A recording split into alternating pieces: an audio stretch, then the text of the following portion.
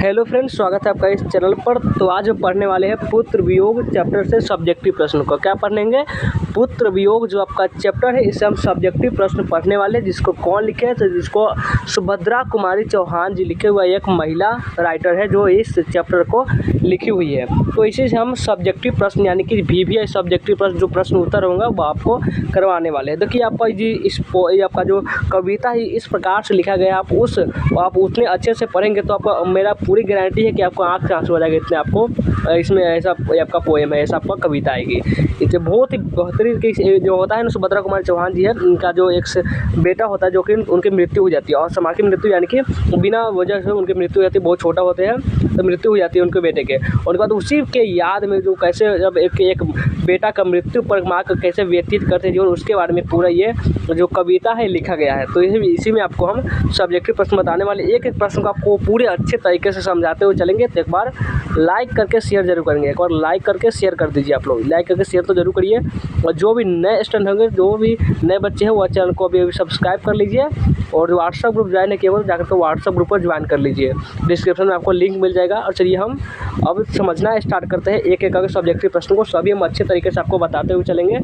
सबसे पहला जो प्रश्न क्या करा, चलिए इसको हम समझते हैं कि सबसे पहला प्रश्न क्या है। सबसे पहला प्रश्न करा है कि कवित्री का खिलौना क्या है। बताइए कि कवित्री का खिलौना क्या है। तो उत्तर में कैसे लिखना है? उत्तर में लिखना है आपको कि कवित्री का खिलौना यानी कि कवित्री का खिलौना उसका बेटा है। यह कवित्री किसके बारे में बात करिए? है सुभद्रा कुमारी चौहान, इन्हीं का कवित्री कहा जा रहा है। उनका जो खिलौना यानी कि जो बच्चों का खिलौना होता है वो बहुत प्रिय होता है। उसी प्रकार सुभद्रा कुमारी चौहान जी का अपना जो खिलौना उनका ही बेटा है, यानी कि वो उनसे ही खेलती है, उनका अपना बहुत प्रिय है। और बच्चों को खिलौना प्रिय होता है, बच्चों को जाहिर सी बात है बच्चों को खिलौना प्रिय होता ही है। वह उनकी सर्वोत्तम प्रिय वस्तु होती है, यानी सबसे प्रिय वस्तु। यानी किसी को अगर खिलौना मतलब बोल दिया जाए कि वो खाना नहीं खाना है लेकिन आज खिलौना साथ खेलो, तो वो खेल लेगा लेकिन खाना नहीं खाएगा, ऐसा होता है। तो इसी प्रकार से उसी प्रकार कवित्री के लिए उसका बेटा उसके जीवन का सर्वोत्तम उपहार है। किनके लिए? कवित्री सुभद्रा कुमारी चौहान के बारे में बात हो रही है, इसलिए वह कवित्री का खिलौना है उनका। और यह ऑब्जेक्टिव क्वेश्चन में भी आएगा कि कवित्री का खिलौना क्या है, तो बताना क्या है कि उनका बेटा जो है वही उनका खिलौना है। आपका ऑब्जेक्टिव क्वेश्चन में भी आ सकती है और आपका सब्जेक्टिव क्वेश्चन में तो पूछे ही जाती है। तो आप ये क्वेश्चन को आप अच्छे तरीके से समझ गए होंगे। अगर समझ गए तो चलिए आते हैं अगला प्रश्न पर। 2 नंबर प्रश्न के पत्र के लिए माँ क्या क्या करती है। पत्र नहीं, आपका पुत्र होगा कि आपका पुत्र के लिए जो माँ होती है वह क्या क्या करती है। तो ये कोई ऐसा तो नहीं, गिनती नहीं है। अब एक तरह से देखा जाए तो इसे गिनती नहीं है कि क्या क्या करती है, इसका कोई समझ कैलकुलेटर ही नहीं है जो अभी गिन कर रखा हो सकता है क्या क्या करती है। बहुत कुछ करती है, अनगिनत है मान के चलिए। तो पुत्र कुछ है जो हम लिख सकते हैं। तो पुत्र के लिए माँ क्या क्या करते हैं कुछ हम लिख सकते हैं, जैसे कि पुत्र के लिए माँ निजी सुख दुख को भूल जाती है, यानी जो भी अपना सुख दुख होता है वह भूल जाती है उनके लिए। और उसे अपनी सुख सुविधा के विषय में सोचने का अवकाश नहीं रहता है, यानी कि वो अपने जो माँ होती है अपने सुख सुविधा के बारे में सोचने का ही त्याग देती है। अपना जो ख्याल होता है वह उसके स्वास्थ्य एवं सुरक्षा का पूरा ध्यान रखती है। यानी जो पुत्र होता है वो अपने समझ के पुत्र है और इसका क्या होता है सुरक्षा का पूरा ध्यान रखती है। जो एक माँ होती है इसका पूरा ध्यान रखती है। ऐसा वो अच्छा नहीं लग रहा है, छोड़िए हटाइए, पूरा ध्यान रखती है। और अब बेटा को ठंड न लग जाए अथवा बीमार न पड़ जाए, बेटा को ठंड लग जाए अथवा बीमार न पड़ जाए उसके लिए उसे सदैव गोद में लेकर उसका मनोरंजन करती रहती है। वो अपने हमेशा गोद में उठाए रहती है ताकि वह अगर जो शीतल जमीन होती है, जो ठंड के जो मौसम होते हैं इसमें ठंड न लग जाए, बीमार न पड़ जाए, इसलिए जो कवित्री सुभद्रा कुमारी चौहान होती है वो अपने बेटे को हमेशा गोद में ही रखती है। उसे लोरी गीत सुनाकर सुलाती है, यानी कि वह अगर नींद नहीं आता, आप भी देखते हो आपको मम्मी सुलाई होगी अब अगर नींद नहीं आता होगा बचपन में तो। और उसके लिए मंदिरों में जाकर पूजा अर्चना करते तथा मन्नतें मांगती है। आपको ये कमेंट में आपको लास्ट में आज को बता कर ही जाना है कि आपका ये जो आपका पढ़ा है आपको कैसा लगा, कमेंट में बता कर ही जाना है। तो क्या है ये भी क्वेश्चन आप समझिए कि पुत्र माँ के लिए क्या करते हैं। थोड़ा लिख होता तो आप संभव नहीं है कि आप पूरा लिख सकें, लेकिन आपको जितना हो सका है आपको लिख देना है ताकि आपको टीचर जो कॉपी चेक करने वाले वो खुश हो जाए और आपका पूरा बेहतरीन मार्क्स आपका कॉपी भर दे। आगे बढ़ते हैं अब आगे है आपका माँ के लिए अपना मन समझाना कब कठिन है और क्यों।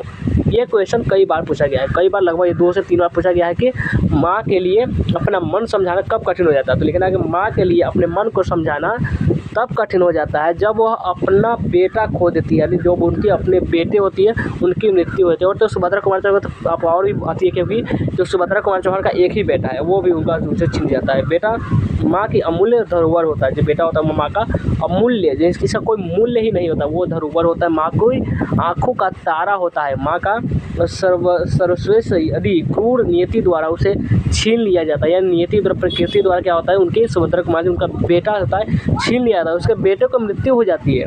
और तेरे तो माँ के लिए अपने मन को समझाना तब कठिन हो जाता है। जब उनके बेटा की मृत्यु हो जाती है तब माँ के लिए उनका जो मन होता है वो समझाना इतना कठिन होता है, ऐसा लगता है कि वह पूरा संसार उत्सव मना रहा है, लेकिन देखो माँ के लिए तो बहुत दुखी होता है।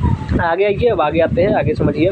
अब आगे 4 नंबर प्रश्न। 4 नंबर प्रश्न क्या कर रहा है कि पुत्र को छौना करने का क्या भाव है। पुत्र को छौना क्यों कहती है, उसके पीछे क्या भाव छुपा है, उसे उद्धृत करना है। आपको कैसे उद्धृत करिएगा अभी हम बताते हैं आपको। तो लिखना है छौना का अर्थ होता है हिरण आदि पशुओं का बच्चा, यानी कि छौना यानी बहुत सुंदर। छौना उसको कहते हैं जो बहुत प्यारा हो, बहुत ज़्यादा सुंदर हो, वेरी सुंदर हो, मान सकते हैं। जैसे हिरण का जो बच्चा होता है आप देखे होंगे बहुत ज़्यादा सुंदर होता है। पुत्र वियोग शीर्षक कविता में कवित्री ने छौना शब्द का प्रयोग अपने बेटा के लिए किया है। हिरण अथवा बाघ का बच्चा बड़ा भोला और सुंदर दिखता है। बहुत आप देखे होंगे, जब बाघ का बच्चा सब देखे नहीं होंगे, देखेंगे तो आपको खाया जाएगा, मान के चलिए ऐसा।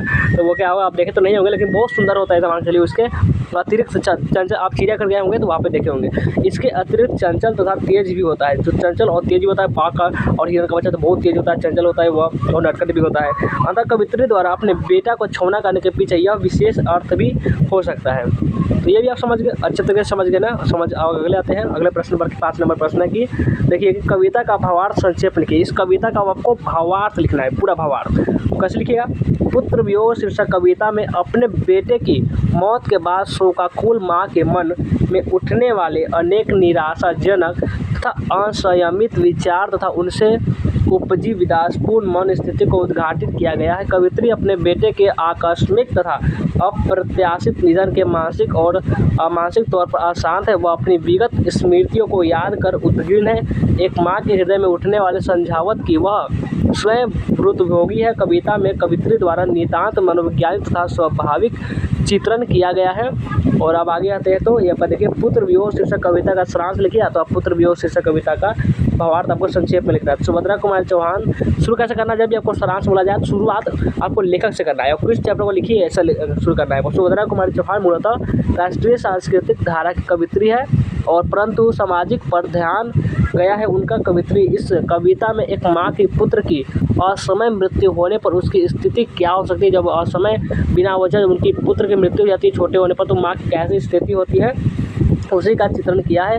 इस कविता में कवित्री कहती है कि आज पूरा विश्व संसार हंस रहा है, पूरा विश्व उत्सव मना रहा है, हंस रहा है, सभी और खुशी की लहर है, परंतु इस विश्व में सिर्फ एक मैं ही हूँ जो दुखी हूँ। तो पूरा संसार उत्सव मना रहा है, यानी वो अपने किसी न किसी काम में मस्त, लेकिन मैं जो हूँ मैं बहुत दुखी हूँ, क्योंकि मेरा जो पुत्र है उसका मृत्यु हो गया है, वो भी असमय।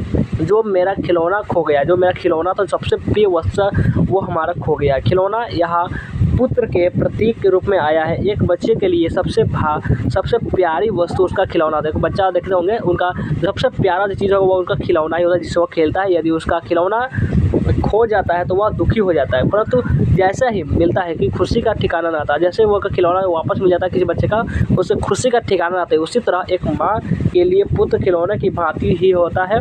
माँ जिधर से आती है बच्चे की क्या होता है, पुकारती हुई आती है, बच्चा उसकी ज़िंदगी का अहम हिस्सा हो जाता है। यह एक पल भी उसके बिना नहीं रह पाती। माँ अपने पुत्र को कहीं जाने नहीं देती, इसलिए कि उसे कहीं सर्दी लग जाए, उसे कुछ हो ना जाए। इसके लिए आपको हम पूरी उम्मीद है को जो हम समझा रहे हो आप समझ पा रहे होंगे। तो एक बार कमेंट करके बता देंगे कि आपका ये कैसा लग रहा है, आपको पढ़ कर ये आपको अच्छा लग रहा है या नहीं। आपको ज़रूर कमेंट करके हमें बताना है। आपको लाइक नहीं किया, शेयर नहीं किया चलेगा, लेकिन कमेंट तो ज़रूर करना है आपको। और आगे आते हैं, अतः आंचल की ओट में अपने गोद से नहीं उतारते। पुत्र जैसे ही माँ की पुकार को, माँ का काम छोड़ते, जैसे पुत्र जो होता है, जो बेटा वो पुकारता है अपने माँ को, माँ सारे काम धाम को छोड़कर चली आई। वे पंक्तियाँ माँ का पुत्र के प्रति प्रगाढ़ प्रेम को दर्शाते हैं। आप देखते होंगे पूरा आपका दिगंत जो है उसमें एक ऐसा ही आपका जो कविता है जो कि पूरा माँ पर लिखा गया है, देखते होंगे।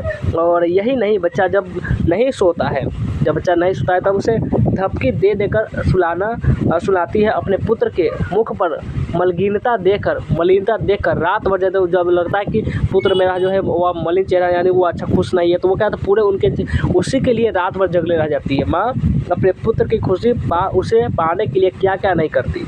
पत्थर जैसे अमूर्त को मूर्त बनाकर उसकी पूजा करती है। जो पत्थर जैसे मूर्ति होती है उसको भगवान मानकर उसे पूजा करती है। कहीं नारियल बतासे, कहीं दूध चढ़ाकर शीश नवाती है, यानी कि जो भी मंदिर गई तो वहाँ नारियल बतासे, कहीं दूध चढ़ाकर शीश नवाती है, यानी कि वो पूजा करती है। फिर भी इतना करने के बावजूद उसका पुत्र यानी खिलौना छिन जाता है, इसलिए वह असहाय हो जाती है, उसके प्राण व्याकुल हो जाते हैं और आगे उसकी शांति छिन जाती है। उनकी जो शांति जो सुकून होता है वह छिन जाती है। यह सोचती है कि मैंने अनमोल धन खो दिया है और फिर इसे मैं नहीं पा सकती कभी भी। इस कारण माँ का जीवन सूना सूना हो जाता है। पुत्र की याद में रोते रहना नीति बन गई है। उसे जीवन नीरस लगने लगा है। उसे लगता है कि काश एक बार भी यदि पा जाती, जी भरकर उसे प्यार कर लेती। वह कल्पना करती है कि मेरे भैया, मेरे बेटे, अब माँ को छोड़कर तुम नहीं जाना, परंतु बिछुड़ गया वह पुनः मिलता कहाँ है। जो बिछड़ गया वो मिलता ही कहाँ जाता।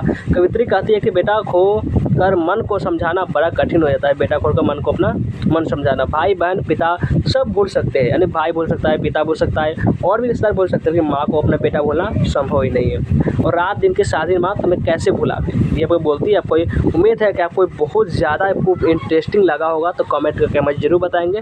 चलिए वीडियो को एंड करते हैं, मिलते हैं फिर से नेक्स्ट वीडियो में।